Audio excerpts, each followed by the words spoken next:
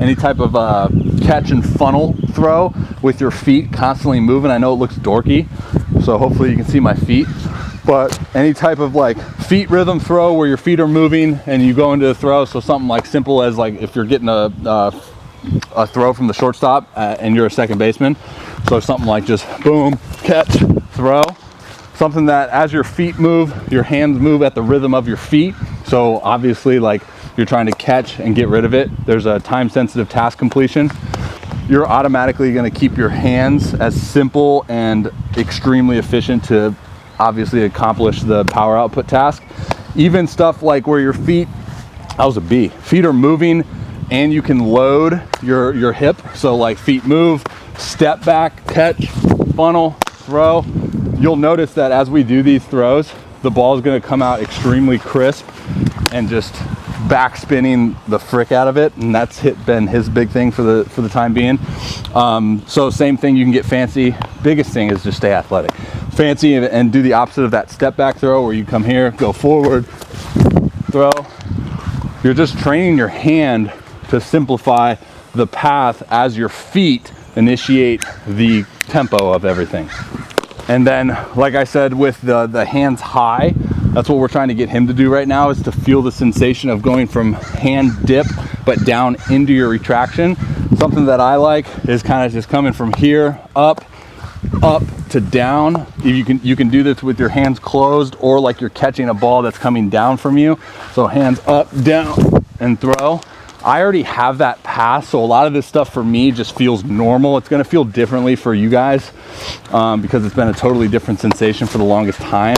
Whereas I think before you were up here, you would kind of coil up here and then come down and load with your tilt. So anything where your hands can come down and boom into here. I even like stuff where you can kind of preset your lower half into the rotation already, and then your upper half is kind of pulling down into your retraction. So think about like a pinball machine. So pull down into this, and throw. So he, for example, is a little bit lower than me. So his kind of retraction is going to be a little bit different because he can get really rotational, whereas I have to get more directional down. So, and then you can just get creative with all these variations, right? So all those things too. Watch the foot. So you can go, all right, so the feet initiate our tempo, feet initiate our rhythm, our hands are just a byproduct of that. And then boom, I'm going to step back into rotation. Same thing with my hands though. I'm keeping these simple.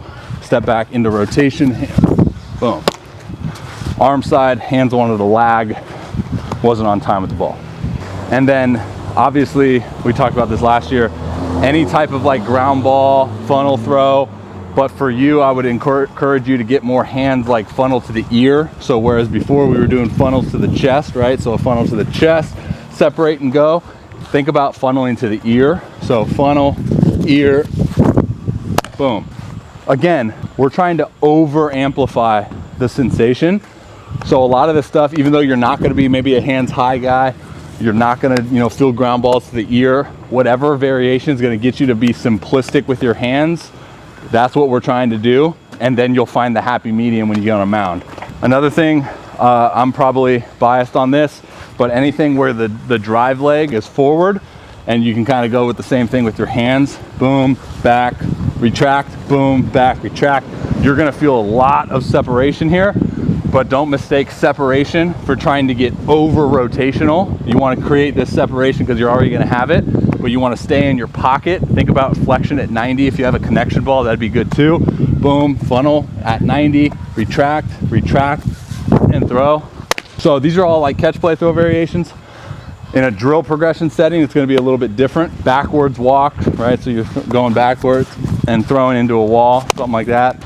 Anything with a football. And then I'm a big advocate for anything with the feet, right? So even like if you're just kind of sitting there throwing a plyo against a wall, or if you're playing catch with somebody, feet go, boom, drop step, quarterback, fake, and throw. So remember, feet move.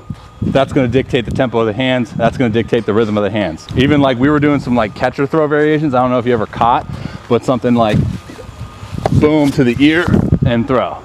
He does this better than I do, honestly. Same thing, you can go backwards too, right? And sometimes you can play around with keeping the ball in your glove to simplify the path too. So here, boom, grab, throw. You can do that with anything too, right? So you keep the ball in your glove, take it out, throw. And again, time sensitive task completion is gonna help your hand. So same thing with like shuffling and throwing. So ball in the glove, shuffle, boom, throw.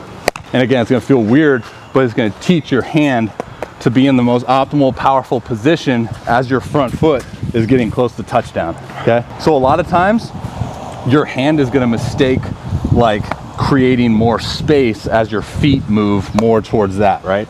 So it's gonna think it has a lot of time because you're shuffling. So it's gonna dip, go out to kind of fill in the gaps and to kill time. Whereas we wanna take away that time and we wanna take away that space.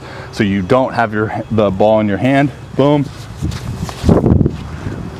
Now, I would encourage you to do that more so like when you have a wall in front of you, so you don't have to worry about like hitting someone in the chest because it's gonna feel super jacked up. And then if you have anyone that can flip the ball to you, or if you can flip it off a wall and then throw it, stay at peak leg lift, throw it, boom, catch, and as you go down, catch and throw, right? So as your body's momentum starts to go down the hill, that's when you get the ball and then your hand goes, well shoot, we can't do anything to create more space because we don't have much time.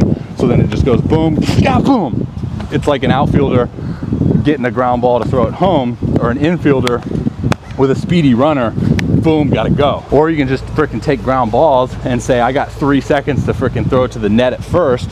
Boom, 3, 2, 1, get rid of it. Get rid of it. Time sensitive task orientation, task completion is money. Again, over amplifying, just getting the hand in that most optimal position, keeping your trunk neutral. Okay, that's all I got for you, dude. Let me know if you have any questions with any of that. I know that was a lot of information, so dope.